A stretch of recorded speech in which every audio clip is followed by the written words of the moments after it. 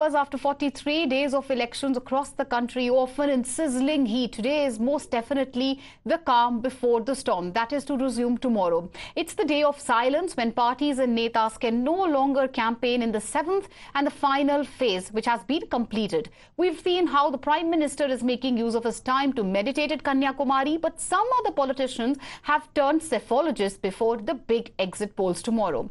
Now, on Times Now, we also are now going to play out some of those India bloc voices, the India bloc leaders, what they have to say and what they are predicting. देखिए, देश के प्रधानमंत्री जी और BJP के लोगों ने सबसे ज्यादा आरक्षण के साथ खिलवाड़ की। सरकारी नौकरियां इसीलिए नहीं दे रहे हैं जिससे उन्हें आरक्षण न देना पड़े। सीटों 140 से ज्यादा सीटें बीजेपी नहीं जीत रही। और इस बार इंडिया की सरकार बनने जा रही है, हम लोग 300 पार कर रहे हैं और मोदी जी को उनकी 3 महबूबा जो है वो चुनाव हरवा रही है, जिससे सबसे ज्यादा प्यार उन 3 महबूबाओं से करते हैं Modi ji.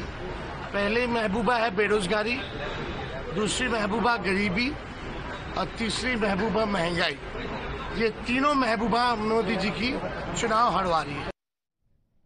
But the BJP is not interested in the opposition claiming it's winning these elections. Raksha Mantri Rajnath Singh is adamant that its pre-poll prediction of 400 par is going to prove accurate. 400 से अधिक सीटों पर विजय प्राप्त कर रही है।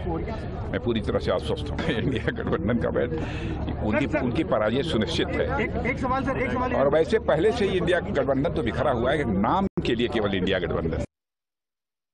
आगामी 4 तारीख को जब नतीजे आएंगे तो भारत का परचम विश्व पटल पर लहराएगा प्रधानमंत्री नरेंद्र मोदी जी की तीसरी पारी में। और तीसरी पारी में जो प्रधानमंत्री जी ने सदैव कहा है कि भारत को तीसरी बड़ी आर्थिक शक्ति के रूप में 2027 तक उभारने का संकल्प लेके प्रधानमंत्री जी के नेतृत्व में हम सब कार्यकर्ता के रूप में आगे बढ़ेंगे। Kane sir, your dinner. On a tile? It's antibacterial. Easy to clean. For plates? Kane bhai, it's a tile ad.